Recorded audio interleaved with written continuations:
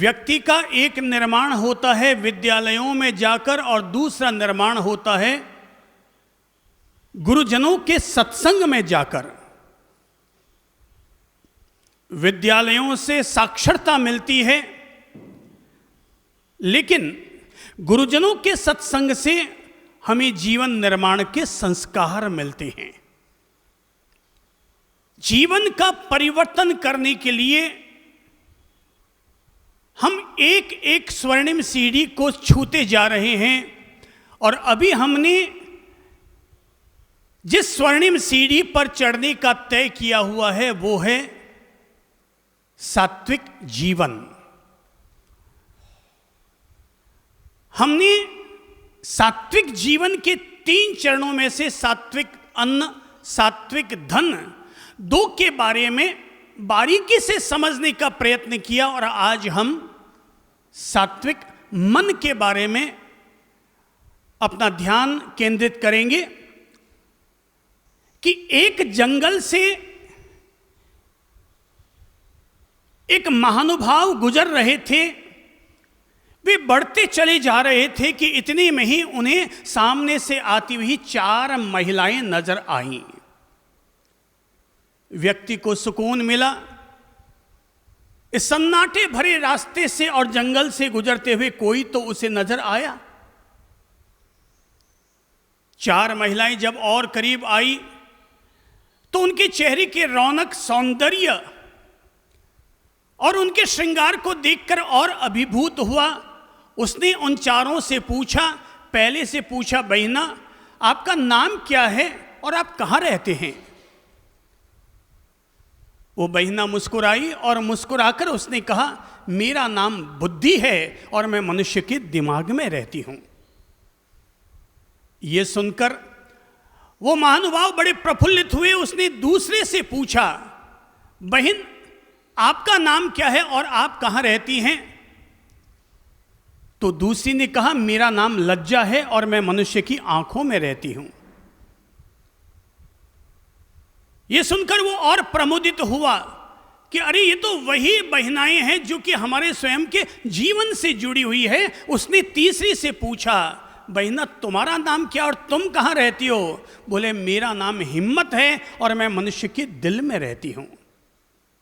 वो महानुभाव और खुश हुए। चौथी से पूछा, आपका नाम क्या है और आप कहाँ रहती हैं? उसने कहा, मेरा नाम तंदुरुस्ती है और मैं मनुष्य के पेट में रहती हूं। उसने उन 4 का अभिवादन किया। अभिवादन करते हुए उनकी शुभकामनाएं ली और आगे बढ़ गया।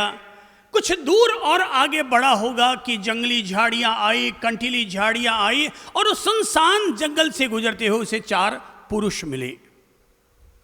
देखकर चौंका, तो इस घने जंगल में मुझे कोई पुरुष भी नजर आ गया। वो और करीब पहुंचा, 4 को देखा,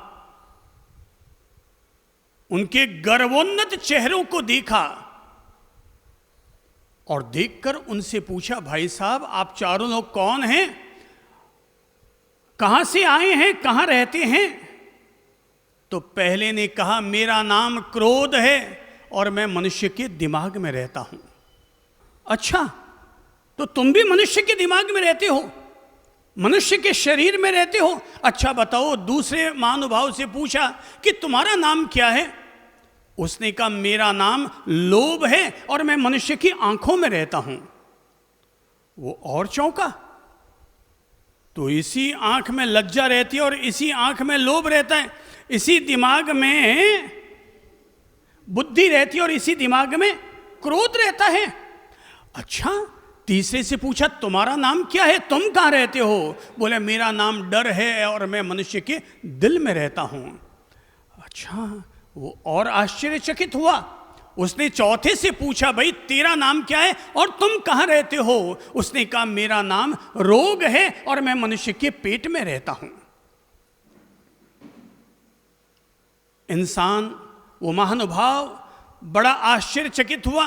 पहली 4 बहनों से मिला, 4 महिलाओं से मिला, तो बड़ा प्रमुदित और प्रफुल्लित हुआ, पर इन 4 पुरुषों से मिला तो सशंकित हुआ, आश्चर्यचकित हुआ। ये कैसा विरोधाभास, एक ही मनुष्य के शरीर में दोनों तरह के लोग रहते हैं। उसने पूछा, तुम लोग करते क्या हो? बोले, हम आपस में संघर्ष करते हैं। कभी जब दिमाग में क्रोध का तत्व पैदा होता है तो क्रोध और बुद्धि के बीच में संघर्ष होना शुरू होता है, और जब लोभ पैदा होता है तो लोभ और लज्जा के बीच में संघर्ष होता है, और जब डर पैदा होता है तो डर पैदा होते ही हिम्मत के साथ संघर्ष होता है। और हर बार यही होता है कि जब जब भी संघर्ष होता है, तय है पुरुषों की ताकत ज़्यादा होगी महिलाओं की बनिस्पत, और जब हम हावी हो जाते हैं तो महिलाएं बेचारी चुपचाप बैठ जाती है। वो महानुभाव प्रफुल्लित भी था और चकित भी था। समाधान उसे सही ढंग से मिल नहीं रहा था, वो आगे बढ़ता चला गया, और जैसे ही वो कुछ और आगे बढ़ा, उसे एक पर्णकुटीर नजर आई। चारों तरफ हरितिमा छाई हुई थी, बगल में कहीं से पानी का झरना भी बह रहा था। वो वहाँ पहुँचा तो देखा एक ज्ञानी सद्गुरु वहाँ पर बैठे हुए थे, अपनी माला जप रहे थे, अपना प्रभु भजन कर रहे थे, अपना कीर्तन सुमिरन कर रहे थे। वो उनके पास पहुँचा और महानुभाव ने जाकर कहा, गुरुदेव, मैं बड़ा पशुपेश में हूँ कि मनुष्य के शरीर में 4 महिलाएं रहती और 4 पुरुष रहते हैं। 4 महिलाएं कौन कौन सी? नंबर 1 बुद्धि, नंबर 2 लज्जा, नंबर 3 हिम्मत, नंबर 4 तंदुरुस्ती, और 4 पुरुष रहते हैं। कौन कौन से? नंबर 1 क्रोध, नंबर 2 लोभ, नंबर 3 डर, और नंबर 4 रोग। प्रभु, मैं ये समझ नहीं पाया कि ये पुरुष और महिलाएं दोनों ही 4 नारी स्त्रीलिंग हैं और 4 पुल्लिंग हैं, ये दोनों ही मनुष्य के शरीर में रहते हैं।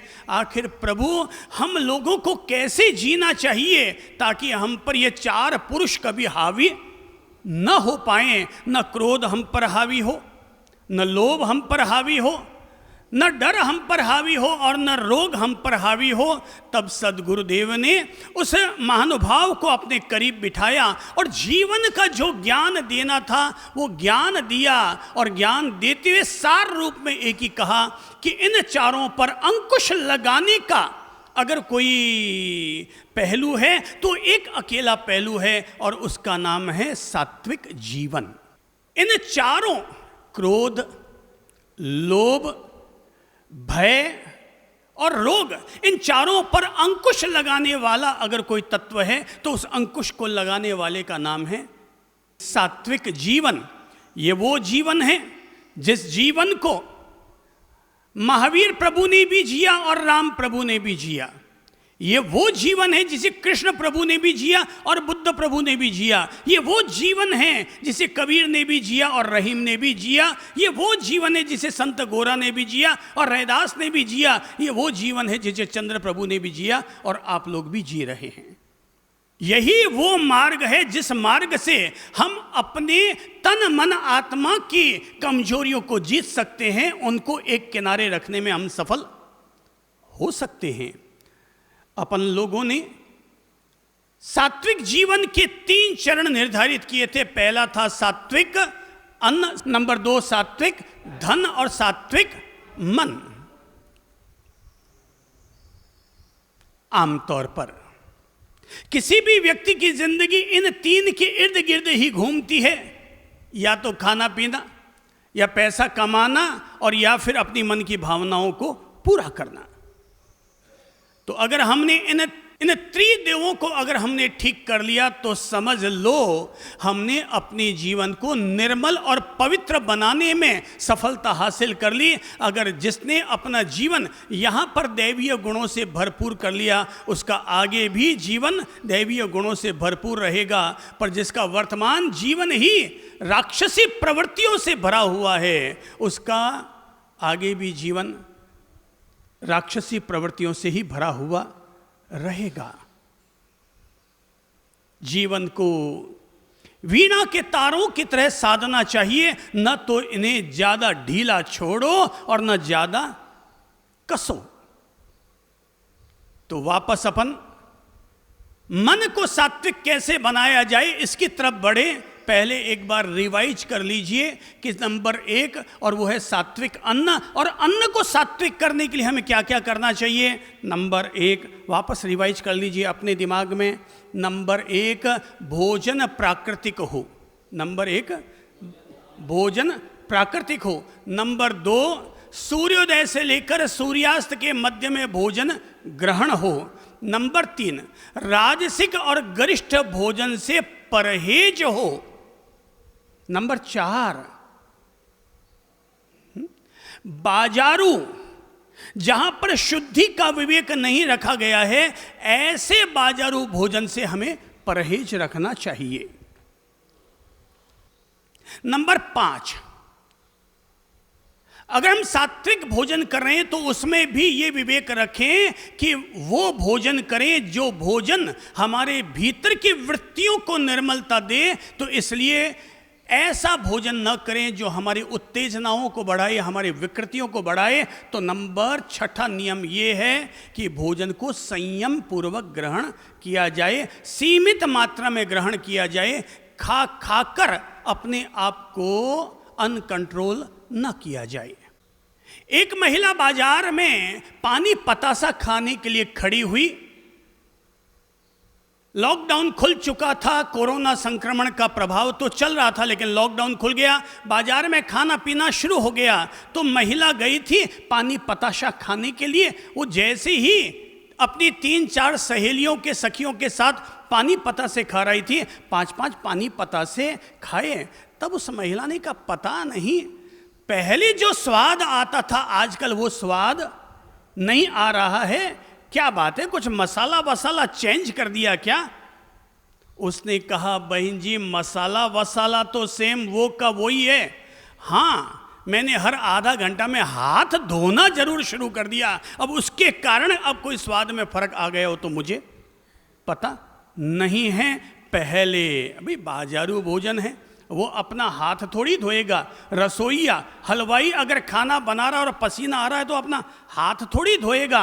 अगर वो खैनी और जर्दा खा रहा है तो मुंह में 4 बार हाथ जा रहा है तो हाथ धोएगा थोड़ी।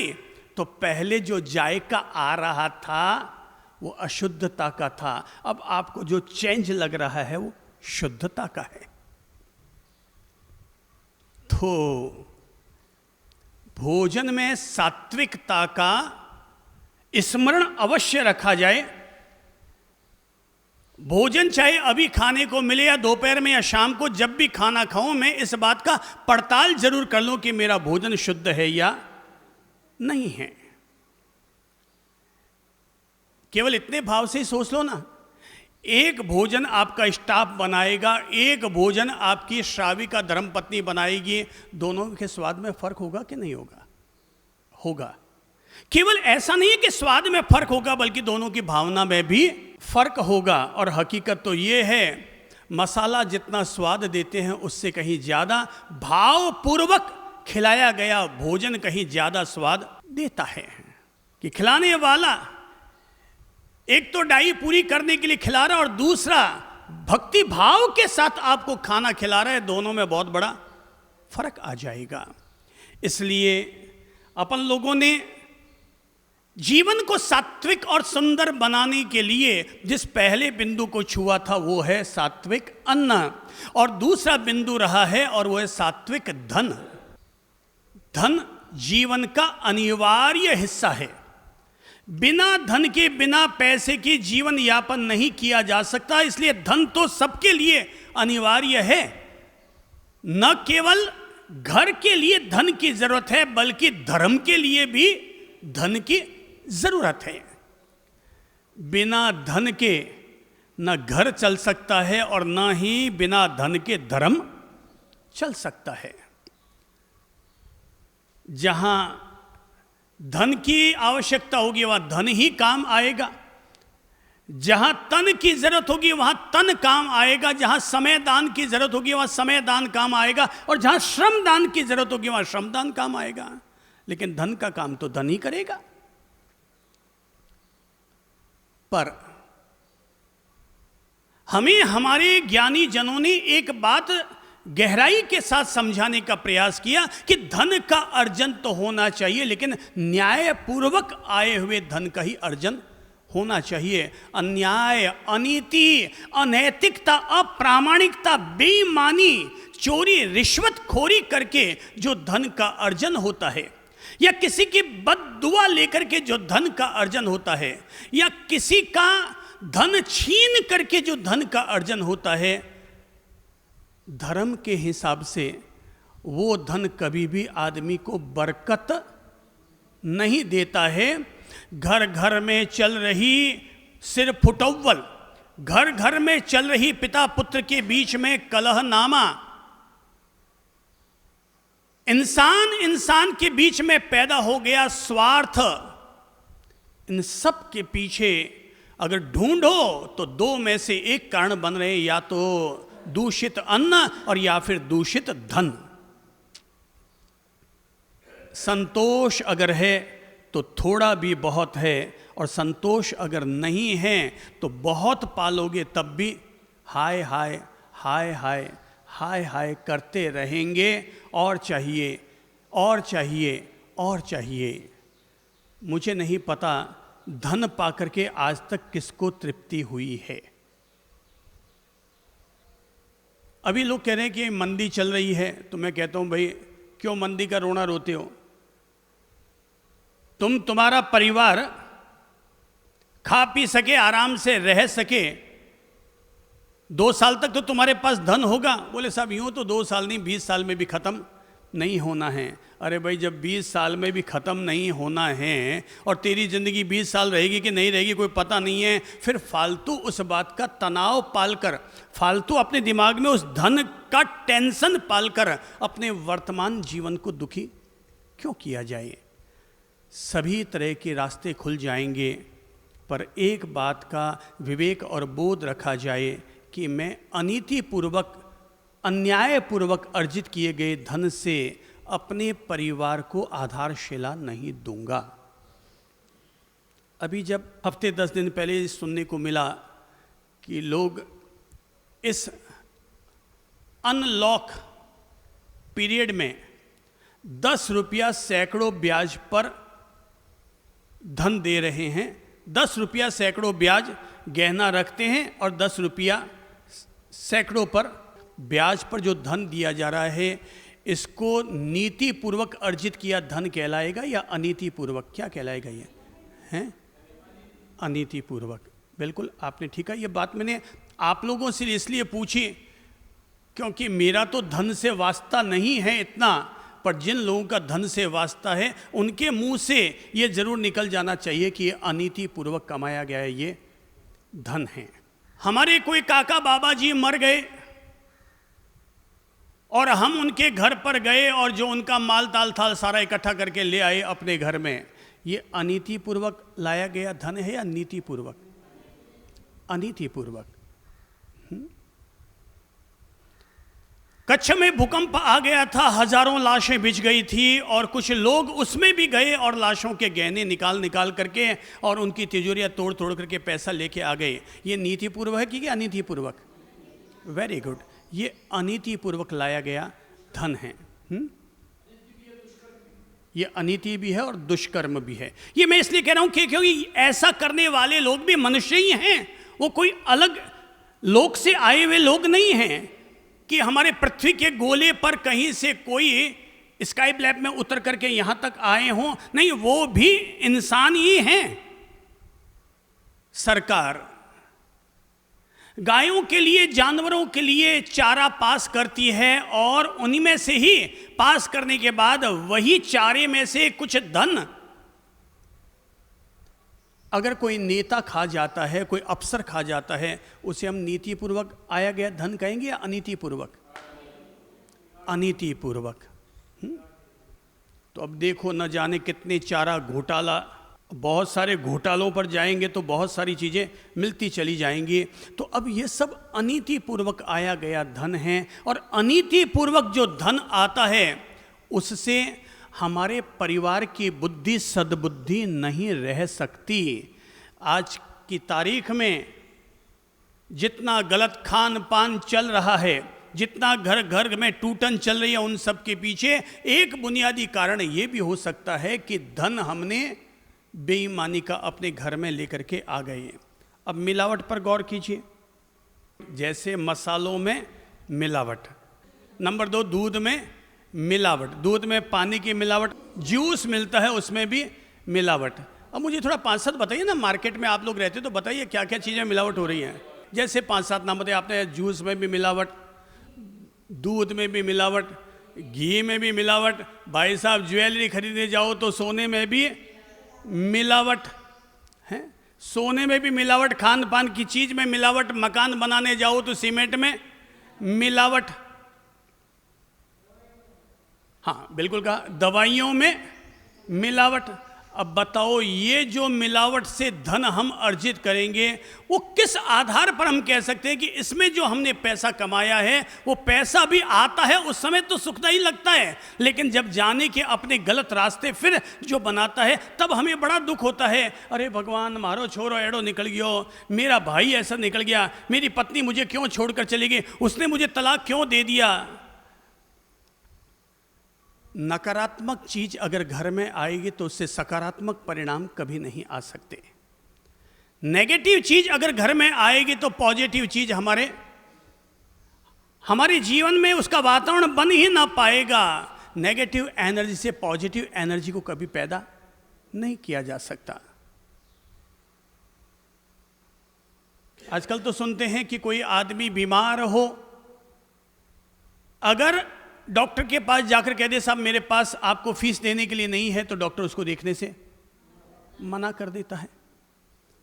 हाँ, अब ये एक और नई चीज इस तरह की आजकल सुनने में आती है कि कोई व्यक्ति अगर अपने पार्थिव शरीर का त्याग कर दे, वो मर जाए, तो मरने के बाद भी उसको वेंटिलेटर पर रख करके 2 दिन 3 दिन 4 दिन उससे जितना निकाल सकते हैं वसूल सकते हैं उतना वसूल लेते हैं। अब बस केवल ये सोचो, वहां पैसा पैसा पैसा तो आ रहा है, अब वो पैसा केवल हम इकट्ठा कर रहे हैं, कोई इंदिरा विकास पत्र खरीद रहा है, कोई किसी के ब्याज में लगा रहा है, कोई कुछ कर रहा है, तुम राजी हो रहे हो ब्याज में पैसा लगा रहे हैं, वो बंदा मौज उड़ा रहा है तेरे पैसे का, 6 महीने ब्याज देगा और 7वें महीने।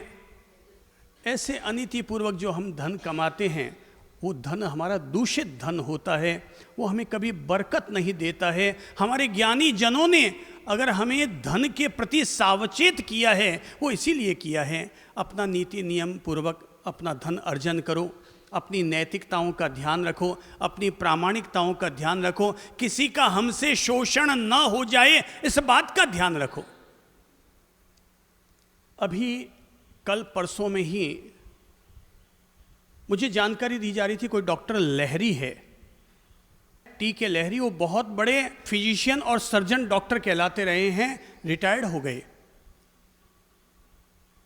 बोले वो आज भी अपने हाथ में थैला लिए हुए चलते हुए मार्केट में नजर आ जाएंगे और किसी भी ढाबे पर 25 रुपया थाली में खाना खाते नजर आ जाएंगे, पर वो सुबह से लेकर रात तक बूढ़ी उम्र होने के बावजूद 13-13, 14-14 घंटे मरीजों को संभालते हैं, उनकी चिकित्सा करते हैं और कंप्लीटली फ्री चिकित्सा करते हैं, किसी से भी एक पैसा नहीं लेते, किसी से भी एक पैसा नहीं लेते हैं।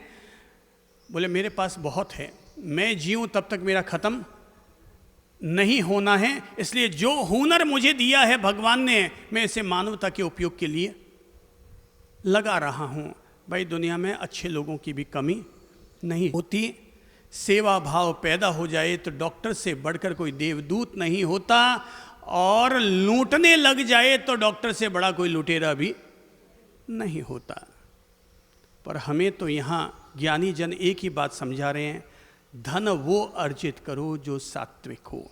ये बोध रखो कि मेरे घर में मैंने बिना किसी विश्वासघात, बिना किसी रिश्वतखोरी, बिना किसी चोरी चपाटे के, मैंने बिना किसी का शोषण किए जो मेरे से अर्जन हो पाया वो मैंने किया। ऐसे व्यक्ति का धनवान होना भी गरिमापूर्ण होता है। अब जहाँ तक ये मिलावट और ये सब की बात है, तो ये हमारे इस युग में थोड़ा ये दूषित तत्व कहीं ज़्यादा चल पड़ा है कि लोग सब्जी में भी मिलावट कर रहे हैं, खेती में भी अब मिलावट करने लगे हैं, इंजेक्टेड सब्जियां पैदा करने लगे हैं, गाय का दूध भी इंजेक्टेड ला रहे हैं। अब दोष आ गया ये हमारे पर, कलयुग का ये पंचम आर्य का दुष्प्रभाव अपन सब लोगों पर आ चुका है। अब हजारों साल पहले मिलावट होती थी कि नहीं होती थी, लोग रिश्वतखोरी करते थे कि नहीं करते थे, मुझे इतना बहुत ज़्यादा पता नहीं है। पहले जो मिलावट होती थी वो आटे में नमक जितनी होती थी, और अब नमक में आटे जितनी मिलावट होती है। कभी चाणक्य से मिलने के लिए मेगस्थनीज आए थे, तो मेगस्थनीज जब आए तो चाणक्य अपना कुछ काम कर रहे थे।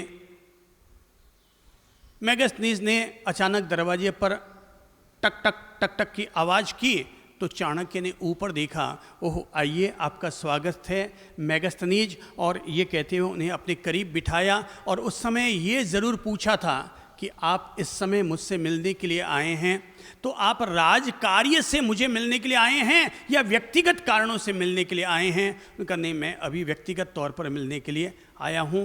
तो कहते हैं उस समय वहाँ पर जो चिमनी जल रही थी, चाणक्य वो चिमनी बुझाते हैं और दूसरी वाली चिमनी जलाते हैं। तो मेगस्थनीज पूछते हैं कि ये क्या, मैं समझ ना पाया, एक चिमनी बुझाई और दूसरी आपने जलाई है? तो बोले पहली जो चिमनी जल रही थी, मैं उस समय राज कार्य कर रहा था, इसलिए वो राज कार्य के तेल से जलने वाली चिमनी थी। आपने कहा कि मैं व्यक्तिगत रूप से आपसे मिलने के लिए आया हूँ, तो अब ये जो चिमनी जल रही है ये मेरी कमाई की ये चिमनी है, और इससे अब मैं आपके साथ मिल रहा हूँ। मैंने इस तरह के उदाहरण पढ़े हैं। मिलावट का, रिश्वतखोरी का जो पहला उदाहरण जो मुझे पढ़ने में आया है वो सम्राट अकबर के दरबार से जुड़ा हुआ है। और कहते हैं कि सम्राट अकबर, उनसे मिलने के लिए पंडित टोडरमल जी, वो मिलने के लिए जब जाते हैं तो मेन गेट पर, किले के मेन गेट पर जो चपरासी खड़े रहते हैं, सैनिक खड़े रहते हैं, वो कहते हैं कि अंदर जाना चाहते हो पहले कुछ दो तो अंदर जाने देंगे। टोडरमल जी कहते हैं भाई मेरे पास तो देने के लिए कुछ है नहीं, मैं तो कवि हूँ, पंडित हूँ, तो अपनी कुछ नई काव्य रचना बनाई है वो सुनाने के लिए मैं अकबर के पास जाना चाहता हूँ, ताकि मेरी कविताओं की पहचान राज्य और राष्ट्रीय स्तर पर हो सके, इसलिए मैं अंदर जाना चाहता हूँ। तो सैनिक ने कहा कि, द्वारपाल ने कहा कि अंदर जाना चाहते हो, मैं बिना कुछ लिए अंदर जाने नहीं दूंगा। बोले भाई मेरे पास कुछ नहीं है पर मेरा जाना बहुत ज़रूरी है। तो ज़्यादा जिद करने लगे, तो द्वारपाल ने कहा ठीक है, तो फिर एक काम करो, तेरे पास कुछ नहीं है तो तुम एक तय कर लो कि तुम्हें अंदर महाराजा जो इनाम देंगे तुम उसका 50% मुझे दोगे। बोले हाँ ये बात ठीक है कि जो वहाँ से मुझे इनाम मिलेगा उसका 50% तुम्हें मिलेगा। तय करके वो आगे बढ़ते हैं। तो फिर बिल्कुल किले के अंदर वाले दरवाजे पर फिर एक और द्वारपाल मिल जाता है। वो कहता है कुछ दो। बोले भाई मेरे पास तो कुछ है नहीं। तो बोले ऐसे तो मैं जाने नहीं दूंगा। बोले भाई एक काम करो, मैंने वो जो प्रथम गेट पर जो द्वारपाल मिला था उसने कहा था कि 50% मुझे देना, अब मेरे पास और कुछ नहीं। बोले बस अब एक काम कर लो तुम भी है कि जहाँ पनाह से जो तुझे इनाम मिलेगा, क्योंकि जहाँ पनाह का नियम है कि वो किसी से भी अगर कोई अच्छी चीज़ सुनते हैं वो ज्ञानी जनों का सम्मान करते हैं और उनको कोई ना कोई उपहार ज़रूर देते हैं। तो पंडित टोडरमल जी बोले ठीक है भाई, तुम अगर कहते हो तो 50% तुम्हारा। अब वो अकबर के दरबार में पहुंचते हैं, अकबर को अपनी सुंदर काव्य रचना सुनाते हैं। सुन करके वो बहुत अभिभूत हो जाते हैं। पंडित टोडरमल जी जैन धर्म के एक बहुत महान विद्वान व्यक्ति हुए हैं। दिगंबर परंपरा में उनका बहुत महत्व है।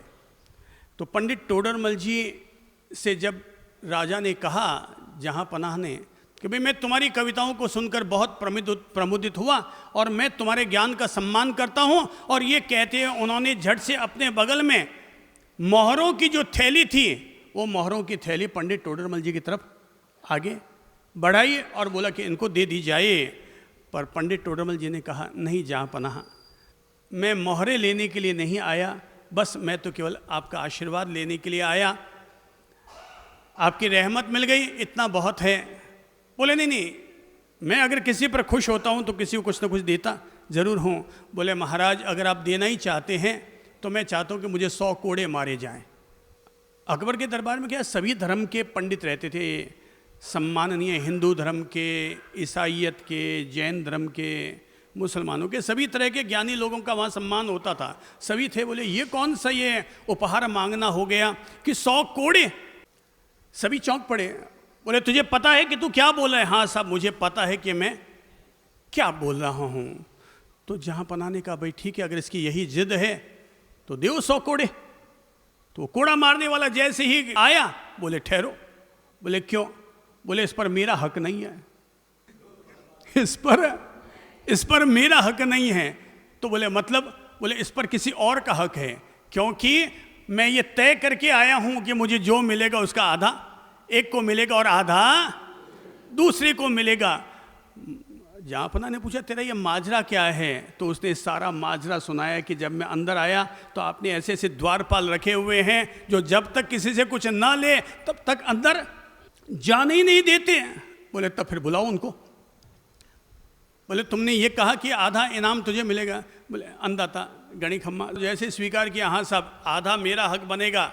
मैंने कहा था आधा मुझे इनाम मिलेगा, दूसरे ने कहा आधा मुझे इनाम मिलेगा। तो अंदाता जो भी आप इसको दे रहे हैं इनाम में वो आधा मुझे और आधा इसे दीजिए। जहाँ बनाने का 100 कोड़े ठोको, 50-50 कोड़े तो वो जो इन्होंने मांगा और 50 कोड़े इन्होंने जो अपराध किया उसका एक्स्ट्रा। बोले महाराज अंदाता रहम करो, महाराज रहम करो, महाराज रहम करो। मुझे नहीं पता कि रहम मिला कि नहीं मिला, पर कोड़े तो ज़रूर मिले। भाई देख लो, अनीति पूर्वक जो धन आता है वो कोड़े भी साथ में लेकर के आता है। बेईमानी करके हम अपनी धर्म पत्नी को सोने की चूड़ी तो पहना देंगे, पर संभावना है कभी हमारे हाथों में लोहे की हथकड़ी आ जाए। तीसरा चरण है सात्विक जीवन का, और वो है सात्विक मन। यूं तो सुनने में बहुत टेढ़ा काम लगता है कि अपने मन को सात्विक बनाना, पर इस पर गौर करना इसलिए जरूरी है क्योंकि हमारे पवित्र शास्त्रों ने हमें एक बात समझाने की कोशिश की है कि मन एवं मनुष्याणाम कारणम बंध मोक्षयो। इंसान का मन ही उसके मुक्ति का द्वार खोलता है और इंसान का अपना मन ही उसके लिए नरक का द्वार भी खोलता है। तो बंधन का आधार भी यही है और मुक्ति का आधार भी यही है। मन को एकाग्र करना, मन को नियंत्रित करना, मन को कंट्रोल करना, अपने मंकी माइंड को स्थिर माइंड बनाना, यह निश्चित तौर पर कठिन काम तो है, पर सात्विक बनाना बहुत सरल है। छोटे छोटे अगर हम आयाम अपनाते हैं तो इसको सात्विक बनाना बहुत आसान है। पहले तो हम ये देख लें, अपनी ये परीक्षा कर लें कि मेरा मन सात्विक है या दूषित है, सुंदर है कि बदसूरत है, पवित्र है या इसमें तामसिक तत्व बहुत ज्यादा भरे हुए हैं। ये जरूर हम लोगों को पहले अंतर निरीक्षण कर लेना चाहिए। लोग कहते हैं, धर्मशास्त्र भी कहते हैं कि मन की धाराएं ही स्वर्ग और नरक का निर्धारण करती है।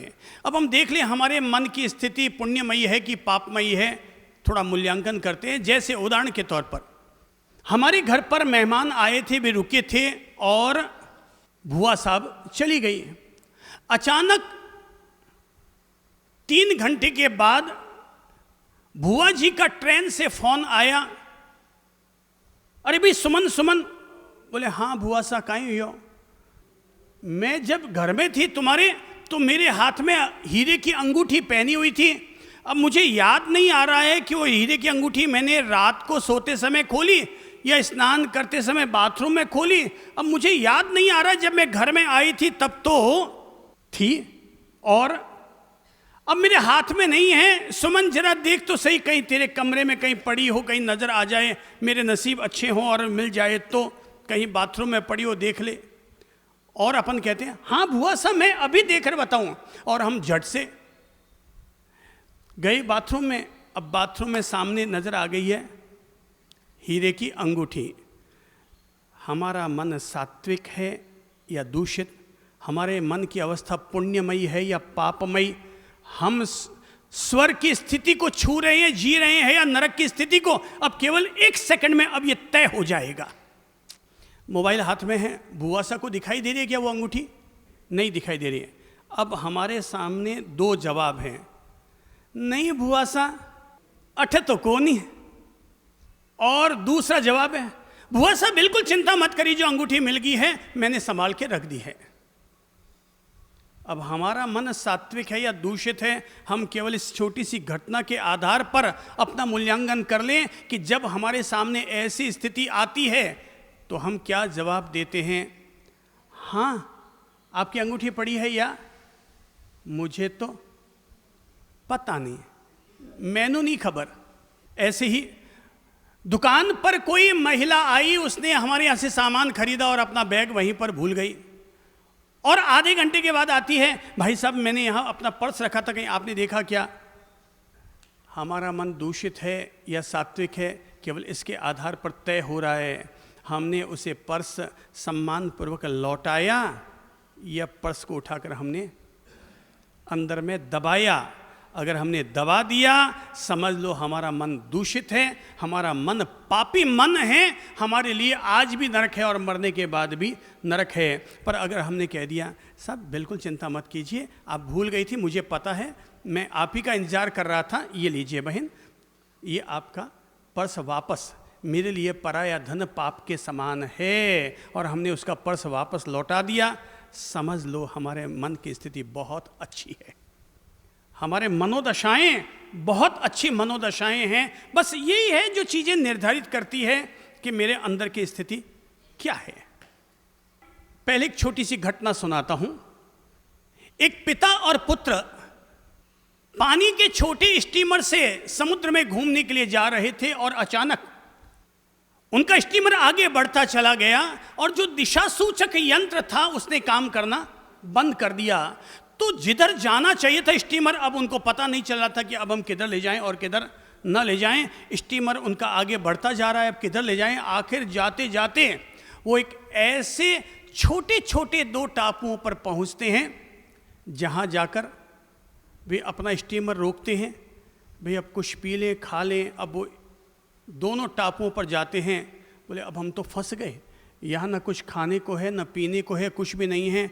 तो पिता कहते हैं एक काम करते हैं, अपन दोनों अलग अलग टापू पर रुक जाते हैं, ताकि उधर के टापू पर से किसी पर नज़र पड़ जाए, कोई आता जाता तो तुम रुकवा लेना, और मेरी नज़र पड़ जाएगी तो मैं रुकवा लूँगा। दोनों वहीं पर रह गए। अब समझिएगा, दूषित मन, सात्विक मन। सात्विक मन कैसे परिणाम देता है और दूषित मन हमें कैसे परिणाम देता है।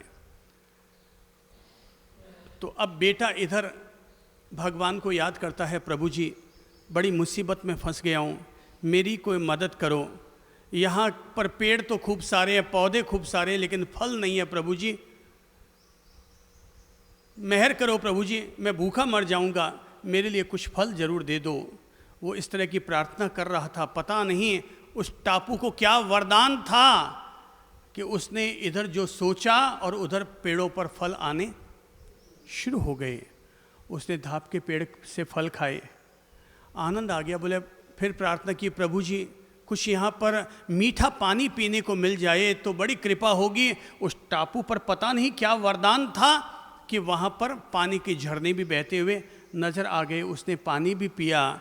फिर मन में आया, प्रभु जी जंगल में अकेला पड़ा हूँ, यहाँ मन भी नहीं लगता, कोई एक आध कन्या लड़की मिल जाती तो इतने में ही रुमझुम करती एक लड़की भी चली आई। अरे उसको लगा यार इसका मतलब ये टापू तो बड़ा चमत्कारी है, यहाँ से तो निकलने का रास्ता भी मिल सकता है। उसने कहा प्रभु जी अगर यहाँ पर आप एक नौका भेज दें तो मेरा यहाँ से वापस घर जाने का रास्ता भी निकल आए। तो अब उसके सामने नौका भी चली आई, और वो नौका पर बैठकर जैसे ही जाने लगा कि उधर से उतने से दूर से पिताजी ने आवाज दी, अरे बेटा बेटा बेटा मुझे भी साथ लेता जा, जब तुझे वहां पर सारे सुख साधन मिल गए तो जाते जाते मुझे भी लेता जा। बेटे ने सोचा बाप बुढ़ा, बूढ़े खुरसट को ले जाके मैं करूंगा क्या, वहां पर इनकी और सेवा करनी पड़ेगी। उसने कहा नहीं पापा जी, ये सब मेरा खुद का कमाया धमाया है और मैं ही अपने नौका पर रवाना हो रहा हूं। और नौका की तरफ बढ़कर के रवाना होने लगा तो इतने में ही आकाशवाणी हुई, और आकाशवाणी से उस टापू पर रहने वाला यक्ष या देव बोलने लगा, ऐ बेवकूफ युवक, तू क्या ये सोचता है कि ये सब तेरी कमाई से हुआ है? क्या तू ये सोचता है कि तेरी प्रार्थना के कारण ये सब फल मिले हैं? अरे हकीकत ये है, चमत्कारी टापू ये नहीं था, चमत्कारी टापू तेरा बाप जिस पर रुका हुआ था वो चमत्कारी टापू था। बोले मतलब? बोले वहां पर तेरे पिता वो वहां पर प्रार्थना करते थे, मेरा बेटा वहां पर अकेला फंस गया है, हे भगवान तुम कुछ मेहरबानी करो और मेरे बेटे को नई जिंदगी दे दो, कुछ वहां पर फल फूल पहुंचा दो ताकि उसको जीवन जीने का वरदान मिल जाए। तेरे पिता की प्रार्थना के कारण टापू तो वो चमत्कारी था, पर उसने एक बार भी ये नहीं कहा कि हे प्रभु मुझे दो मुझे दो मुझे दो। पिता ने ये शुभकामना की थी कि मेरे बेटे को मिल जाए, मेरे बेटे को मिल जाए। और अब तुम्हारे पिता की प्रार्थना की बदौलत ये सब चीज़ें तुझे मिल पाई हैं। और तब बेटे को अक्ल आई, समझ में आई कि किसकी वजह से उसको फल मिल पाए। अब सोच लो, दूषित मन किसका था और सात्विक मन किसका था? पिता का मन सात्विक और पुत्र का मन दूषित। मैं ये अब समझाना चाहूंगा कि कोई भी व्यक्ति अपने दूषित मन को सात्विक मन में कन्वर्ट कर सकता है, और सात्विक मन में कन्वर्ट करने के लिए कोई बहुत लंबे चौड़े इंतजाम की जरूरत नहीं है, केवल अपनी भावनाओं को ठीक करने की जरूरत है। वह मन सात्विक मन है जिसकी भाव दशाएं अच्छी है और जिसके भीतर दुर्भावनाएं रहा करती है, वही मन दूषित मन हुआ करता है। अपने मन को सात्विक बनाने के लिए क्या करें? केवल अपनी सोच को ठीक करें। अपन लोग हमेशा से एक सिद्धांत की चर्चा करते रहे, मैं हमेशा एक बात पर जोर देता रहा हूं और वो है पॉजिटिव थिंकिंग। अपनी सोच को सकारात्मक बनाओ। अगर यहाँ की मनोदशाएं, यहाँ की विचारधाराएं अगर पॉजिटिव है तो आगे की सभी चीजें पॉजिटिव होनी शुरू हो जाएगी। केवल हमें अपने मन की दशा को सकारात्मक, ध्यान रखो, पूजा बाद में, तीर्थ यात्रा बाद में, त्याग और तपस्या बाद में कीजिए, उससे पहले अपनी सोच को सकारात्मक बनाइए। पॉजिटिव थिंकिंग के मालिक बनिए, अच्छी सोच के मालिक बनिए।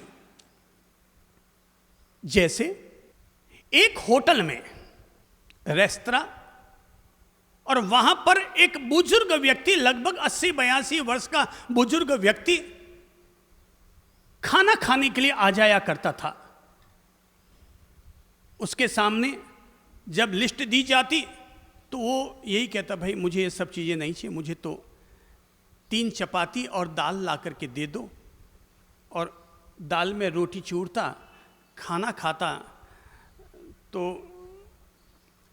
वेटर पूछता, आपको बिल ला के दे दूं?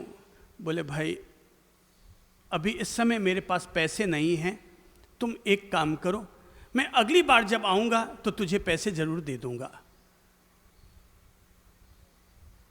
वो मैनेजर से कहता कि साहब वो ऐसा कह रहा है, दाल रोटी खा तो ली है पर कहता है मैं अगली बार आऊँगा तो खाने का पैसा दे दूंगा।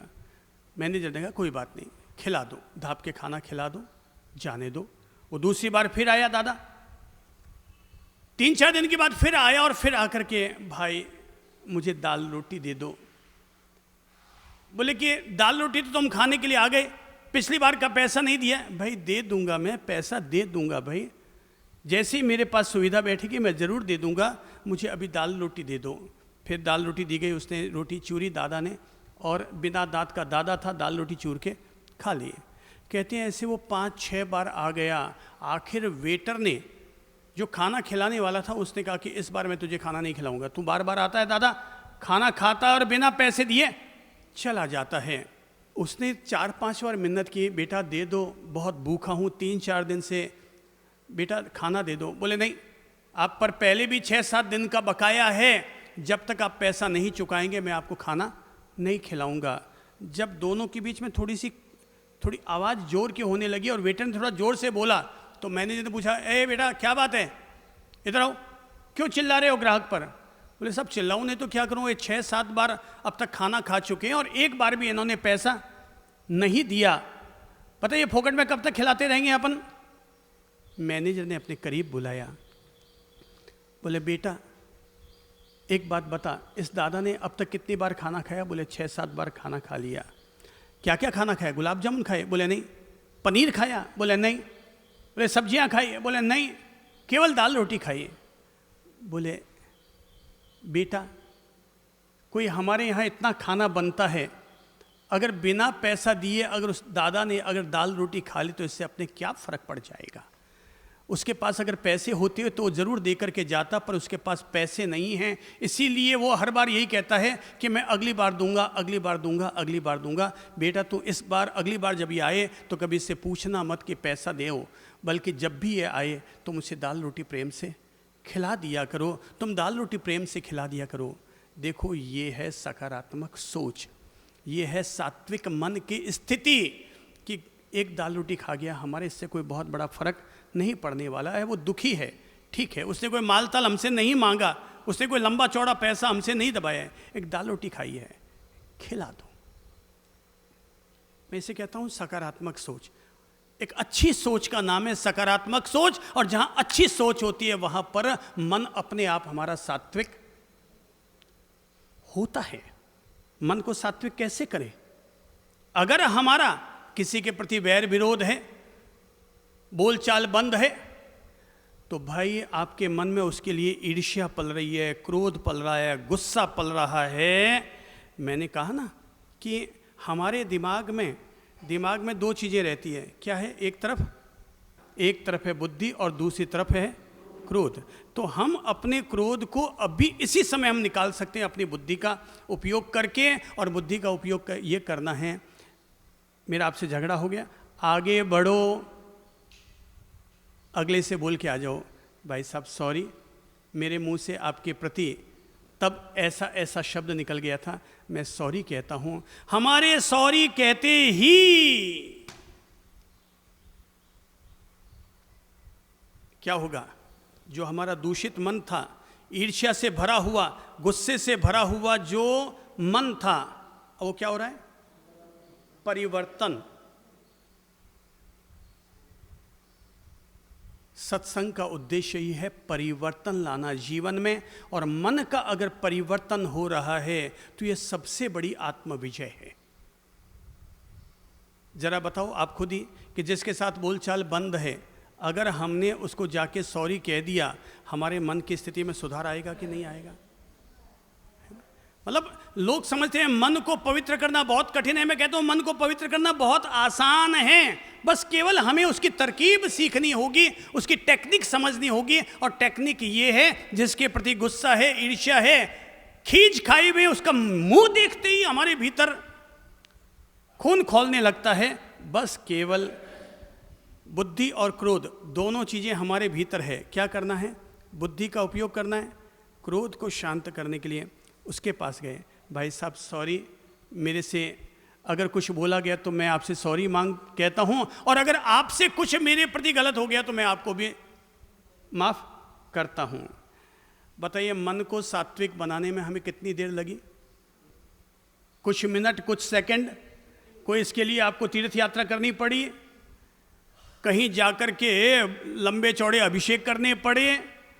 देखो मन को सात्विक बनाना कितना आसान है, बस केवल हमें उसको ये डाइवर्ट किया, हमने ये परिवर्तन हो गया और हमारा मन सात्विक हो गया ना। हमारा मन सात्विक हो गया। भाई जिसके प्रति क्रोध है उसके प्रति मन में करुणा को लेकर आओ। जो ही हमारे दिल में, हमारे मन में करुणा आएगी तो क्रोध अपने आप शांत हो जाएगा। जिसके प्रति भी जिसको लगता है मुझे बार बार गुस्सा आता है, मैं कहता हूँ करुणा करो। आप चाहें तो प्रयोग कर सकते हैं। आपको लगता है आपको बार बार गुस्सा आता है, तो एक काम करो ना, अपन क्रोध को करुणा में कन्वर्ट करते हैं। इस बार जब भी गुस्सा आएगा, जेब में से 10 का नोट निकालेंगे, उसे प्रभावता दे देंगे। जिस पर गुस्सा आया उसे क्या करेंगे, जेब में से 10 रुपया निकाला और उसे पकड़ा दिया। बोले ये क्या?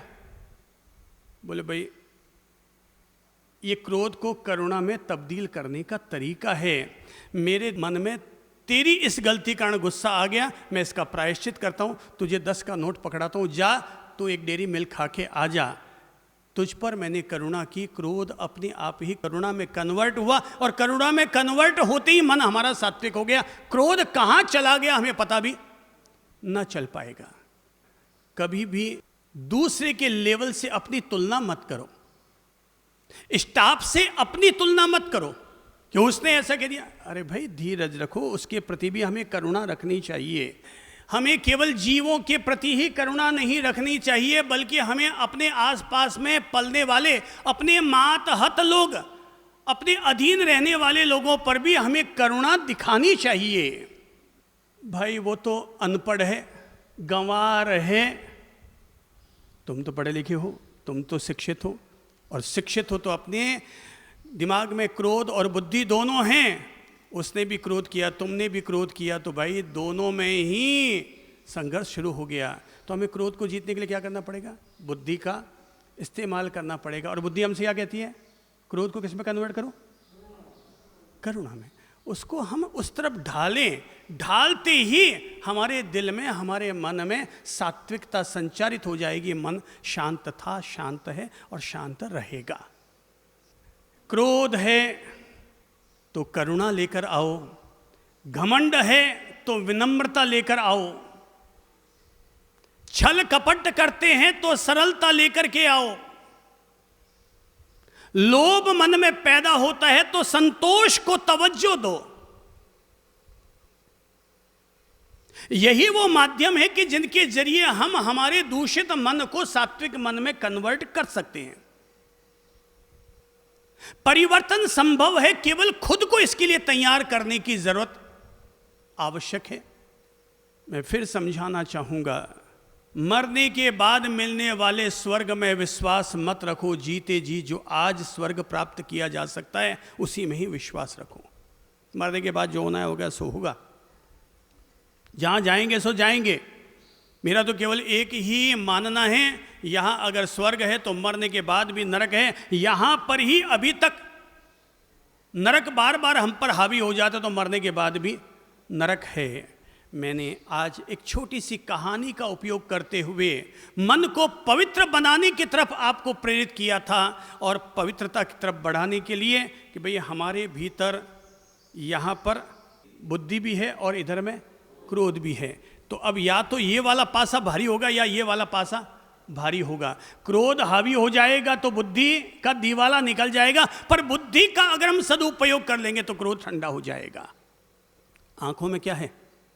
एक तरफ लज्जा और दूसरी तरफ लोभ, तो लोभी जीवड़ा बन जाएंगे। सुन सुन रे मारा लोभी रे जीवड़ा। अगर हमारा जीवड़ा लोभी बन जाएगा तो लाज लज्जा सारी खत्म हो जाएगी। बेटा बाप के सामने बोलने के लिए आ जाएगा, मुझे तो मेरा हिस्सा दीजिए, मैं तो अभी कभी आपसे अलग होता हूं। अब लोभ यहां पैदा हो गया, मोह अगर यहां पैदा हो गया तो बेटा बाप के सामने भी छाती तान कर आ गया, बहू भी मुझे अलग करोगे तो ही मैं तेरे बेटे के साथ रहूंगी, नहीं तो नहीं रहूंगी।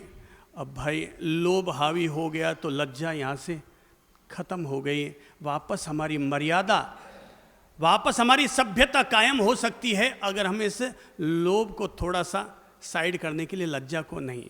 ये मेरी सासू माँ हैं, मैं कैसे इनके सामने बोल सकती हूँ? ये मेरे पूज्य पिताजी हैं जिन्होंने मुझे पाल पोस कर बड़ा किया है। आज मैं जो कुछ भी हूँ इनकी बदौलत हूँ। और अगर हम जैसे ही इस तरह की सकारात्मक सोच लाते हैं, लाते ही हमारा मन सात्विक हो जाता है, और भीतर में जो लोभ का दूषित मन पैदा हुआ था उसकी हत्या हो जाती है, और लज्जा, मर्यादा, गरिमा वापस हमारे जीवन में साकार हो जाती है। दिल में क्या रहता है? हिम्मत और डर। हिम्मत है स्त्रीलिंग और डर है पुल्लिंग। तो क्या करना पड़ेगा? डर को जब इतना हावी कर देंगे तो हिम्मत हमारी टूट जाएगी, और हिम्मत जब टूट गई तो दुनिया में तो सारा चमत्कार हिम्मत का ही है। तो करो क्या? डर को अगर मिटाना है तो हिम्मत को मजबूत बनाओ। अरे भाई, जो होगा उसका सामना करेंगे। समय से पहले मौत आती नहीं है, और आने के बाद अगर समय आ चुका है तो वो टाली नहीं जा सकेगी। वो चाहे कोरोना के जरिए जाओ और चाहे सीढ़ी से लुढ़क करके जाओ, जब हमारे जाने का ही समय आ गया है तो फिर हम बच के भी अपने आप को कहाँ तक बचा लेंगे? ठीक है, सजगता बरतनी अच्छी बात है, सावचेती बरतनी अच्छी बात है, लेकिन डरपोक बन के क्या जीना? डरपोक बन के क्या जीना भाई? जहां हिम्मत है वहां कैसा डर है? तो दिल में उस हिम्मत वाले तत्व को जगाओ। भीतर से खुद को सात्विक बनने के लिए, मजबूत बनने के लिए, पॉजिटिव बनने के लिए केवल ये बात कह रहा हूँ, भीतर से इधर से हिम्मत को जगाओ। अपने आप हमारा डर कम कम कम हो जाएगा। जैसे ही हिम्मत हमारी कमज़ोर होगी कि डर हम पर हावी हो जाएगा। जब मुझे लोग आकर के बार बार ये साहब सब लोग आकर के डराना शुरू करते हैं, मैं कह ठीक है भाई, तुम सारे लोग कह रहे हो तो ठीक है, जैसा चाहे वैसा निर्णय कर लो, जैसा चाहे वैसा कर लो। और मैं कह तो देता हूँ, 10 मिनट बाद वापस आ गया, अरे जीड़ा क्या है, क्या डरपोक बनते हैं यार, हट, जो होना है सो होगा। और वापस हिम्मत आ जाती है, फिर कहता हूँ नहीं, जैसा आप तुमको अच्छे से अच्छा करना है कर लो, इतना मत डरो, इतना मत डरो। थोड़ा सा डर ही काफ़ी है। डर से आदमी कमज़ोर होता है और हिम्मत से आदमी मजबूत होता है। लोग कहते हैं जिसका इम्यून पावर मजबूत है वो कोरोना को जीतता है। मैं कहूँगा हिम्मत का ही दूसरा नाम इम्यून पावर है। हिम्मत का ही दूसरा नाम इम्यून पावर है। और चौथा, पेट में 2 चीज़ें रहती, एक है तंदुरुस्ती और दूसरी तरफ है रोग। दोनों ही भाई हमारे अपने इस पेट में हैं।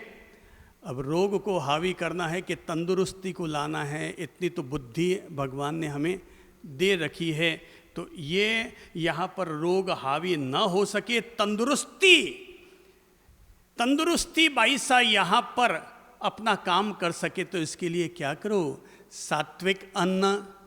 जो सात्विक अन्न खाता है उसके पेट में तंदुरुस्ती रहती है, और जो सात्विक धन रहता है उसके दिल में हमेशा हिम्मत बंधी हुई रहती है, और जो सात्विक मन रखता है उसके यहाँ पर मर्यादा भी रहती है, और बुद्धि भी उसकी सद्बुद्धि बनी हुई रहती है। हम लोग मन को सात्विक बनाना बहुत आसान है, बस केवल इसको पॉजिटिव बनाओ। रोजाना ध्यान करो, ध्यान करने से हमारे मन में सात्विकता आती है। सुबह प्रभु का सुमिरन करो, सुमिरन करने से भी हमारे मन की धाराएं पॉजिटिव बनती है, सकारात्मक बनती है। तो प्रार्थना करो, पूजा करने के लिए मंदिर जी में जाओ, इससे भी हमारा मन सात्विक होता है।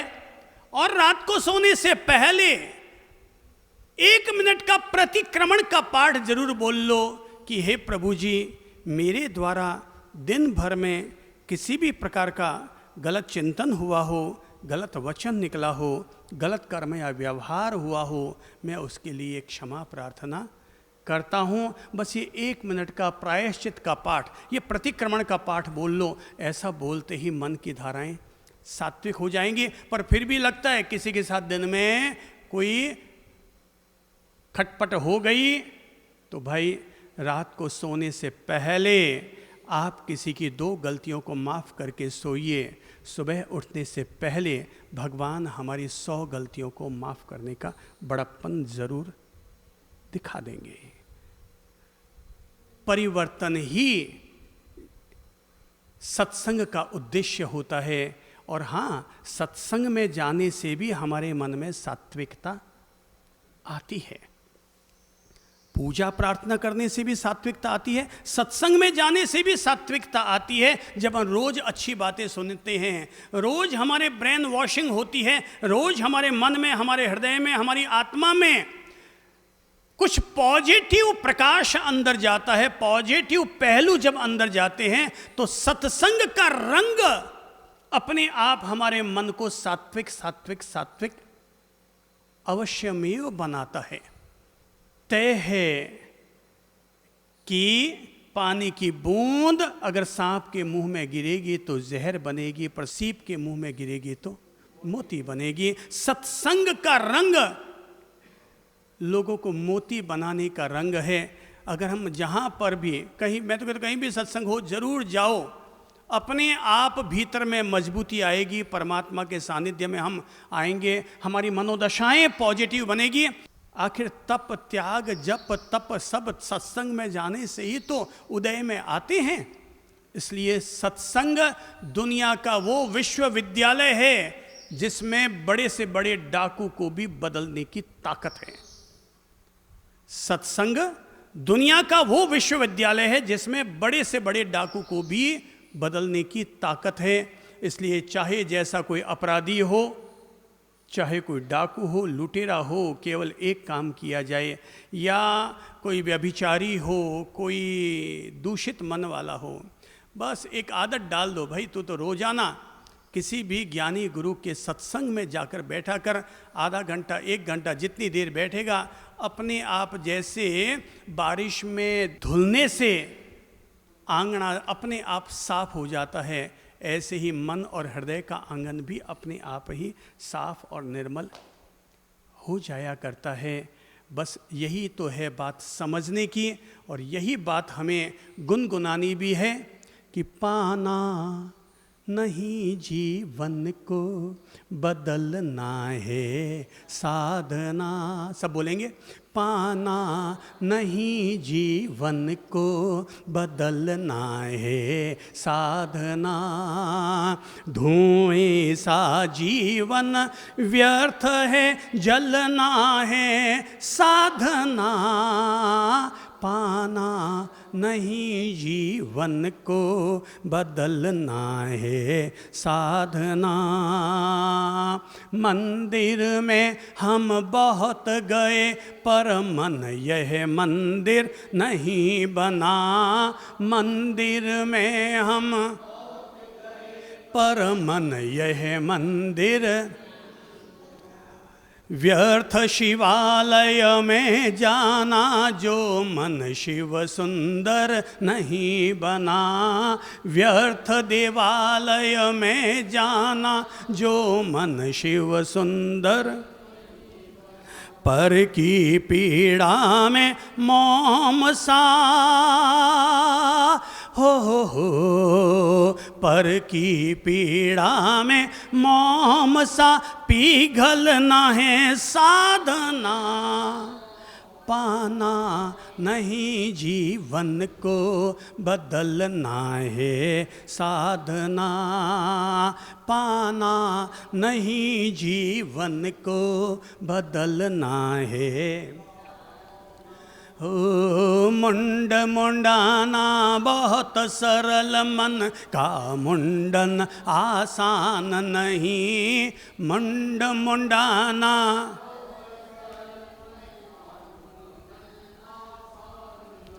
हो व्यर्थ भभूत रमाना तन पर यदि भीतर का भान नहीं। व्यर्थ भभूत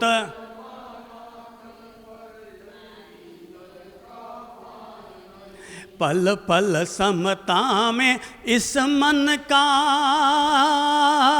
हो पल पल समता में इस मन का ढलना है साधना। हो पाना नहीं जीवन को बदलना है साधना। सच्चा पाठ तभी होगा जब जीवन का पारायण हो। सच्चा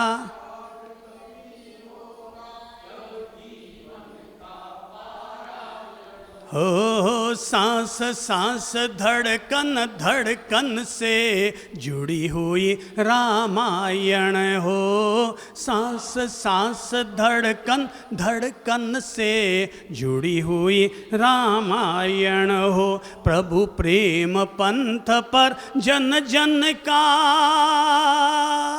हो, प्रभु प्रेम पंथ पर जन जन का चलना है साधना, पाना नहीं जीवन को बदलना है साधना, पाना नहीं जीवन को बदलना है साधना।